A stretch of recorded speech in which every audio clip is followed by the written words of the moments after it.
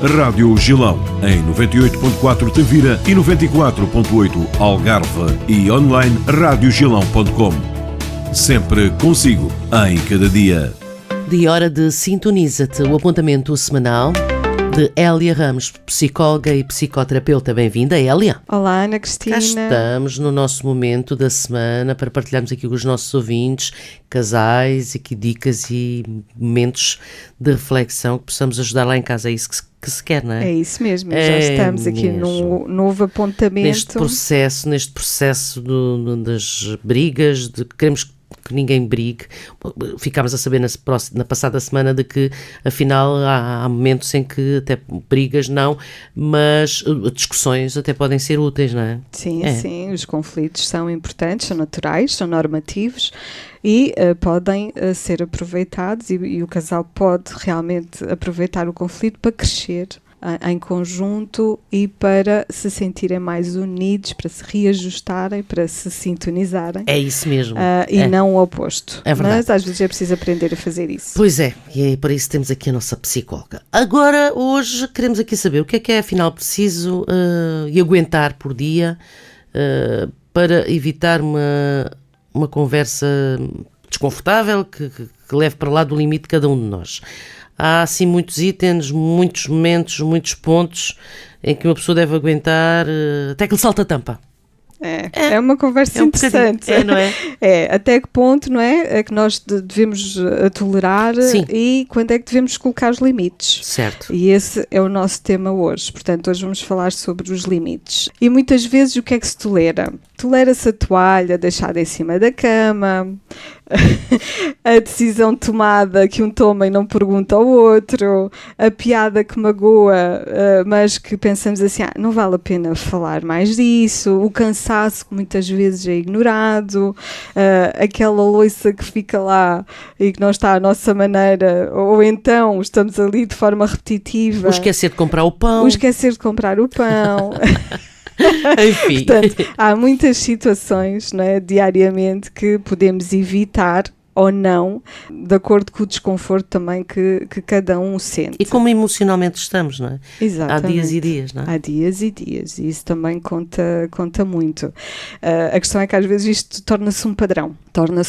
Um padrão evitar a conversa desconfortável, evitar dizer qualquer coisa que possa desencadear, lá está, o conflito, e às vezes pode parecer mais fácil deixar passar.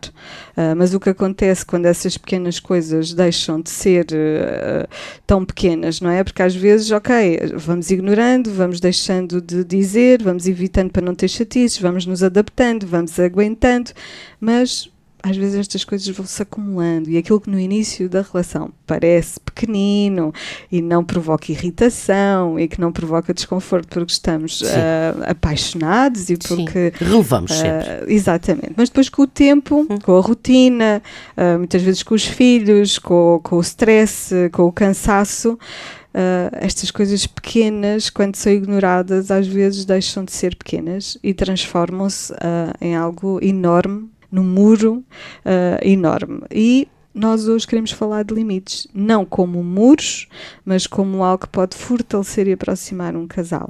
Às vezes o ignorar, o deixar passar, constrói ou cria um muro muito maior do que os limites. E às vezes por medo acabamos por achar que é exatamente o oposto. E raramente não é propriamente isso. Nós não estamos a falar de comportamentos isolados, estamos a falar sobre as coisas que se repetem e que elas têm um significado e passam a ter aqui um significado. Na prática clínica observamos que pequenas cedências sucessivas, lá está, criam a tal acumulação emocional e cada vez que algo nos incomoda e que não é verbalizado, há um afastamento interno. Para além de haver este afastamento interno, a relação vai deixando de ser segura para falar. Quanto mais evitamos, menos segurança sentimos. E com o tempo o casal começa a discutir, lá está, por temas que não tem nada a ver com aquilo que a pessoa andou a ignorar, são outros, e muitas vezes lá está, estamos aqui a discutir sobre coisas que nem sabemos muito bem o que é, o que é que está por trás daquilo. Aquela expressão de coisas de importância, muitas vezes. Exato, e às vezes as pessoas até se queixam da reação do outro. Mas está muito reativo e que a reação é desproporcional àquilo que está a acontecer ou que aconteceu, só que muitas vezes essa reatividade está ligada a uma soma. A soma de coisas que não foram ditas, não foram conversadas. E agora, ok, quando falamos de limite, o que é que será exatamente um limite saudável no dia-a-dia, na tua opinião, Ana Cristina? O limite saudável, que é no relacionamento? O que é que será um limite saudável entre duas pessoas no dia-a-dia? O permitir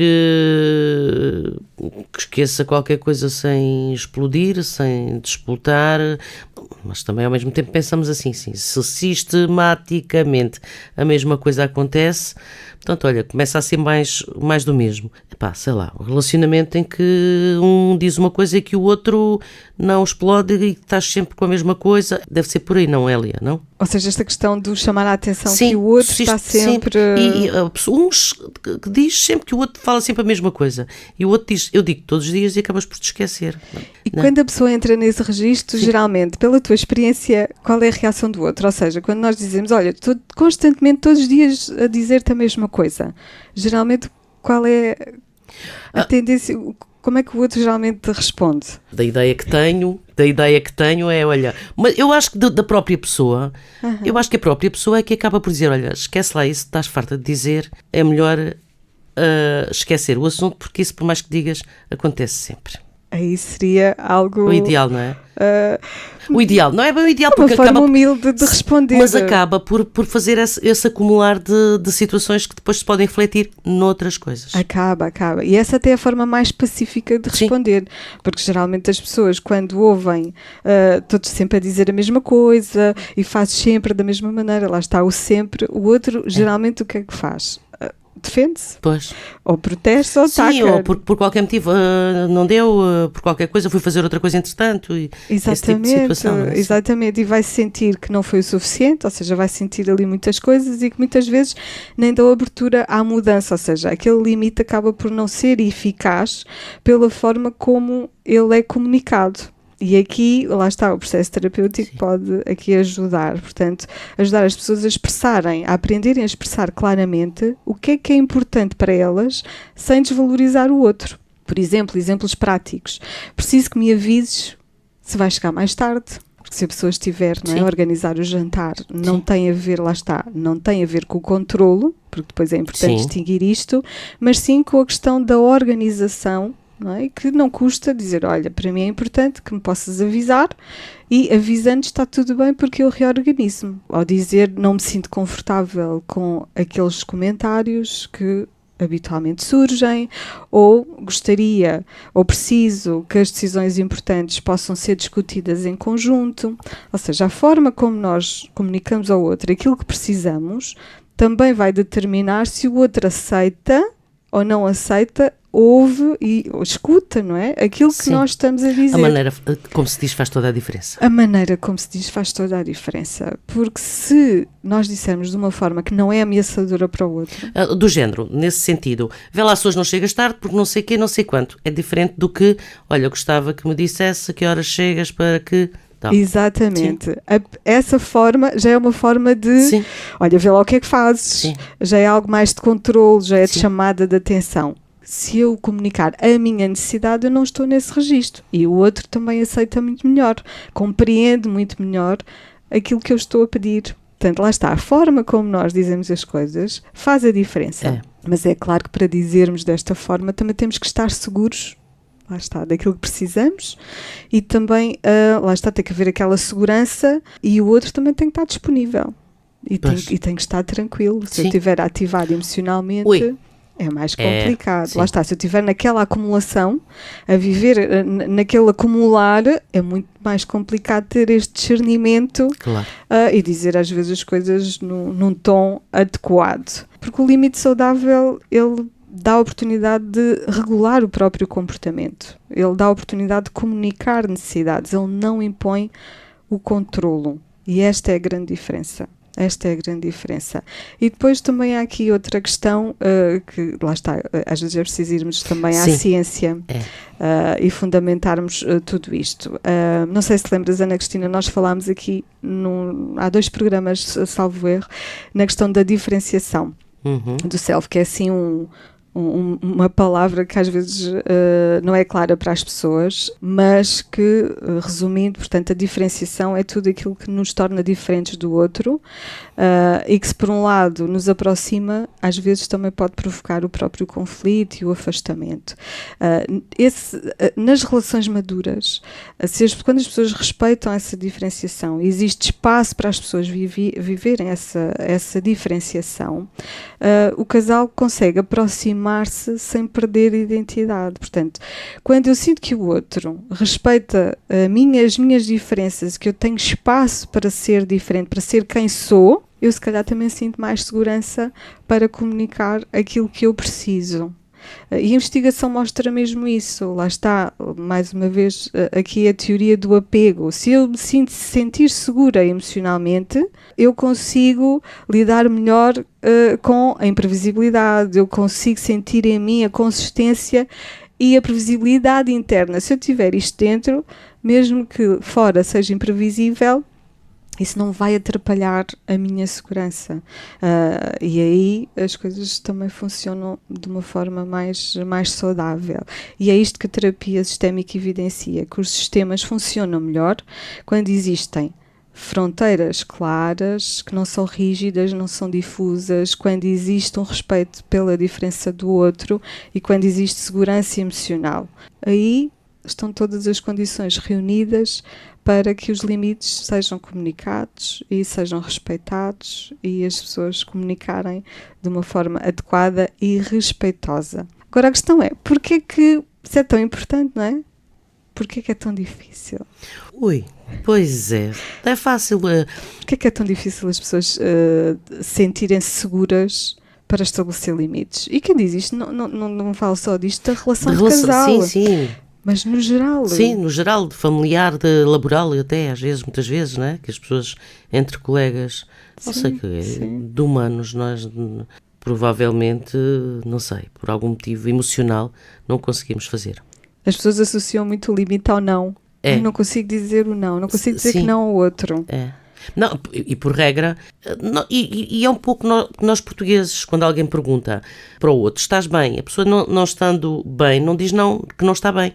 Mais ou menos, é um pouco por aí, não é? A pessoa que diz mais ou menos... não está bem. Não, sim, mas não ou vai-se andando. Sim, ou vai-se andando. Não está mal, sim. Mas também não está bem. Sim. E quando estamos desconfortáveis com algo nas nossas relações de amizade, familiares, de casal, no trabalho, temos muita dificuldade em dizer não, eu não gosto disso, eu sinto-me desconfortável com isto, não, eu não quero assim, não, eu preciso assado. Temos muita dificuldade. Apesar de todos reconhecermos que é muito importante... criar esta fronteira, criar este limite que protege a própria relação, protege a própria pessoa. A pessoa é mais vista quando coloca o seu limite, mas o medo, eu diria que este não fazer aquilo que o outro espera, não aceitar tudo, não tolerar tudo, ativa medos. O medo da rejeição, o medo do abandono, o medo do conflito, e muitas vezes a pessoa acaba por ter mais estratégias de silêncio e de se adaptar. E vimos, muitas vezes isto é muito comum nos casais, há um deles, raramente são os dois, Sim. Um deles a adaptar-se demasiado, a aguentar demasiado, Sim. a acumular demasiado, por medo. Por medo de poder dizer... Porquê? Porque também não aprendemos, não é? Nós não aprendemos a dizer o não. Pois não. Ou a pessoa, por isso mesmo, não querer ser ela o ponto de ter a noção de que a relação acabou por sua culpa, o assumir... Sim, o medo de que seja destrutivo, sim, não é? Que aquele exato, não seja destrutivo e que provoque uma ruptura. Exato, sim. Mas o que é curioso é que raramente isso acontece por estabelecimento de limites. Pois. Nós não aprendemos desde a nossa infância a colocar esses limites, porque o não é reprimido, apesar de ser um organizador mental fundamental da criança, o adulto não vê com bons olhos quando a criança começa a dizer o não e a afirmar-se, mas aquele não é fundamental. E é fundamental aprender a dizer este não. E uma coisa muito simples que eu acho que pode ajudar os nossos ouvintes, há uma forma muito eficaz de podermos estabelecer o limite. Primeiro, validamos a intenção do outro. Dizer, olha, entendo a tua preocupação, obrigada por me estares a sinalizar isso, contudo, eu vou resolver isto. Contudo, para mim, assim é mais desconfortável. Eu preciso que as coisas sejam mais neste sentido. Contudo, eu não aceito, para mim não é negociável este comportamento, ou esta atitude, ou esta situação. Mas compreendo e obrigada pela tua atenção. Ou seja, há aqui uma forma, não é? Que nós podemos adotar, e eu gosto muito desta estratégia, e às vezes temos que ser um bocadinho estratégicos na forma como comunicamos, o que não significa que não sejamos autênticos, que são coisas diferentes, porque eu posso dizer aquilo que estou a sentir, aquilo que está dentro de mim, mas da forma mais eficaz possível, não só para mim, mas para o outro, e de maneira a preservar o vínculo, a ligação, que é fundamental, a ligação emocional que temos com o outro. E é muito melhor isso do que guardarmos e acumularmos, e muitas vezes essa acumulação, para além de provocar cansaço, desgaste e o ressentimento. Sim. Ressentimento que muitas vezes surge, a mágoa, e que vai afetar a intimidade emocional do casal. Neste caso, não é, que estamos a falar de casais, vai afetar essa intimidade. E muitas vezes isso depois tem interferência no que diz respeito ao desejo. E lá está, depois vamos entrando, isso vai minando outras dimensões de vida do casal e que são importantes. Que bem, que bem. Limites que aproximam?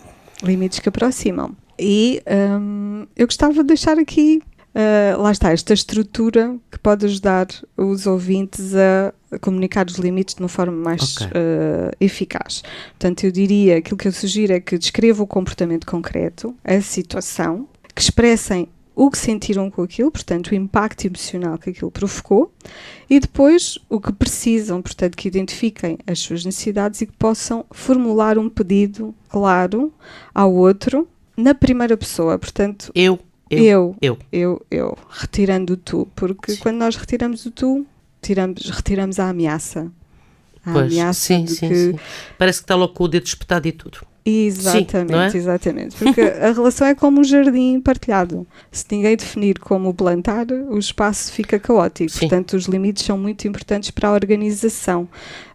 E essa organização vai permitir que cada planta cresça sem sufocar a outra. É fundamental. Tínhamos um jardim muito florido, é isso que queremos, não é? É isso mesmo. Com a primavera aí. Com a primavera aí a chegar. Que bom. Faz todo sentido esta metáfora. Olha, que bem.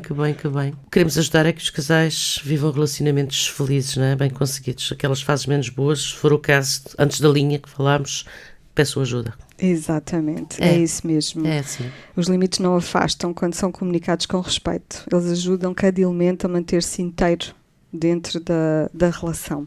E para a semana? Na próxima semana vamos falar sobre a parentalidade. Quando a parentalidade... Vamos pôr mais uns itenzinhos aí no relacionamento, não é? Exatamente, entra na relação. É mais uns itenzinhos, às vezes uns não entendem, por não sei o quê, não sei quanto. Para a semana cá estaremos? Cá estaremos. Obrigada, Hélia. Obrigada, eu. Bons estes momentos. Até para a semana. Igualmente. Até para a semana. A música que nos une, a informação que nos liga. Sintoniza Proximidade em 94.8 ou 98.4 FM. Leve-nos também em radiogilão.com.